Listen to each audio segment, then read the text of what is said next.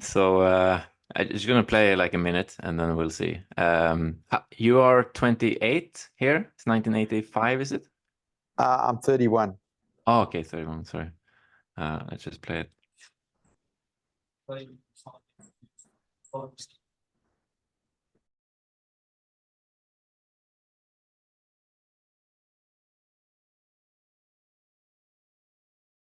At all. You just She's like said ordinary. you have not listened answers. So yeah, that was sort of the thing I wanted to get to. You mentioned that in a few videos, and you were kind of stunned in that situation. Can you put some context to that and what happened there for you? Okay, so I didn't know what enlightenment was when I was interviewing him. And I sat down in that chair and I lost my mind. All I could do was read the questions, and I did not know what was before the word I was saying or what was after. I had totally gone into no mind.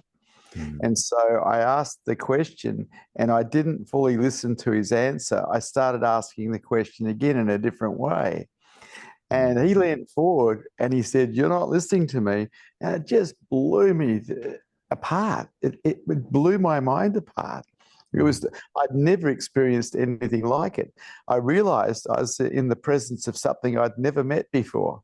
It was amazing and frightening.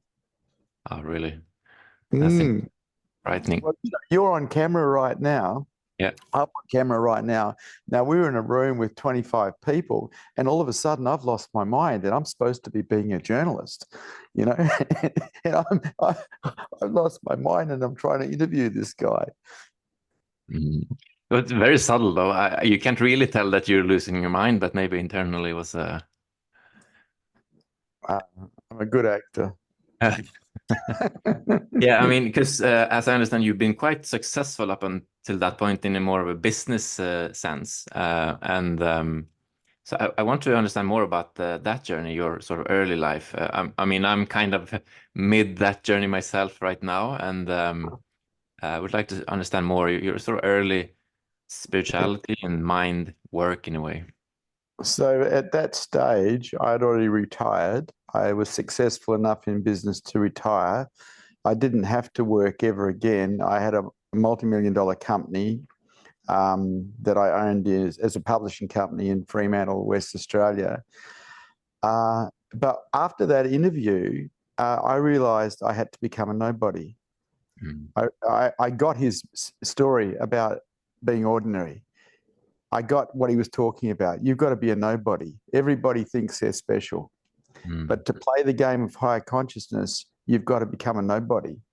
And so I walked into my companies a year and a half after that interview, and I just gave my companies to my staff, the whole Mm. lot, even the furniture out of 14 offices. And I then took my shoes off and commenced to walk around Australia barefoot for 4 years to find my heart, because I Mm. realized as a businessman, I'd lost it. Mm. In that process, I became ordinary. I became a beggar. I became less than instead of more than, which I'd spent my life doing, becoming more than. And in that ordinariness and that nothingness, I found my heart. I found unconditional love. And that changed my whole life, because then I moved into service to humanity. I went back to school, trained as a naturopath, trained as a psychotherapist. So I had some tools to help people with.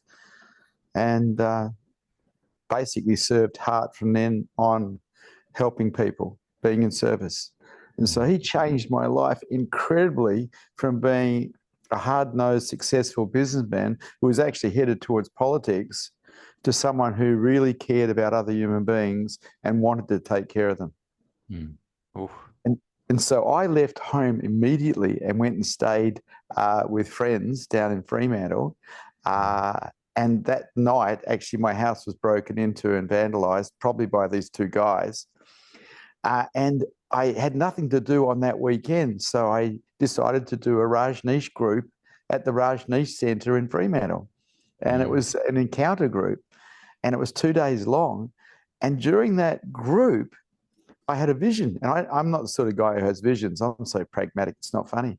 And in the vision, I'm looking down a big water tunnel, a big water pipe that so big you can walk down it. And at the end is this little Indian man going like this. And it was Osho. He was calling me. And I went, okay. So I applied for sannyas immediately. Oh, wow. Because I was called. And I became a sannyasin, and that upset a great deal of people.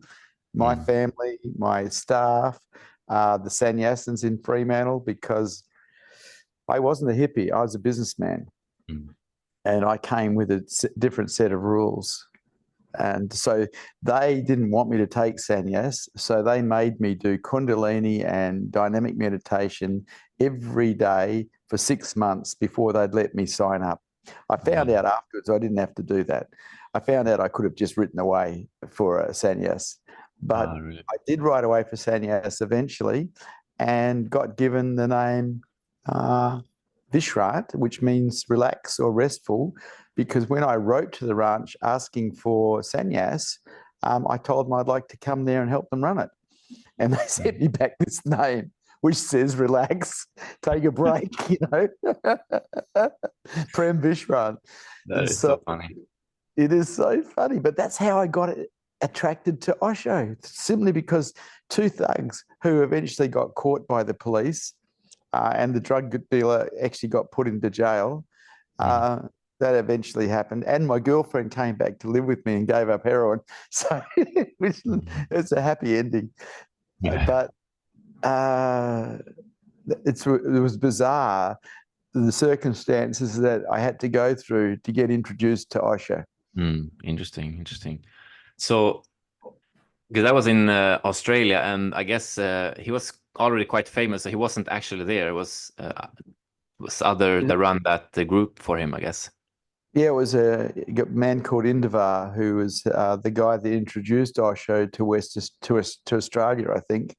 He was he was a psychologist, and he was one of Osho's sannyasins, and I think he introduced Osho to Australia. He was a great guy. He ran a good group. Yeah. Is he still around? I believe so. Yeah, interesting. Yeah, these topics are very interesting. Like it's another sort of generation, and for me, it's just seeing this in the periphery. So very interesting to get some details. So then what? Like you got introduced in Australia, and then you went to Oregon or India first? I jumped on a plane just after I took sannyas and went to America, to Oregon, and that was great. But the first year I was there, he was in silence because he'd been in silence for 3 years. And so I'd go to all his satsangs, and I entered his mystery school and did 4 months mystery school, but he wasn't really talking. So it was all in silence. And I got a taste of him, but it was only just a little bit of a taste. But I liked the encounter. I liked the mystery school. So I went back the following year again in 85, and that was a totally different adventure because now I could feel him. I was more open and I could actually feel his presence. And so I wanted to talk to him because he was going to be my guru. I wanted to talk to him, but you couldn't talk to him. There was like 3,000 or 4,000 people there in satsang. And so being a publisher, I was also a journalist. I rang up the New York Bulletin because the ranch was being threatened by the National Guard, by the local politicians. And I spoke to the Bulletin and said, look, I'm a journalist. I'm from Australia. I'm here at the ranch right now. Would you like to hire me? And they said, yes. And I said, I need you to send a notification of that to the press office here. They sent that. And then I got given an interview with Osho. And that interview you showed at the beginning was the interview that I did with him as a result of getting that press card. That's interesting. Wow.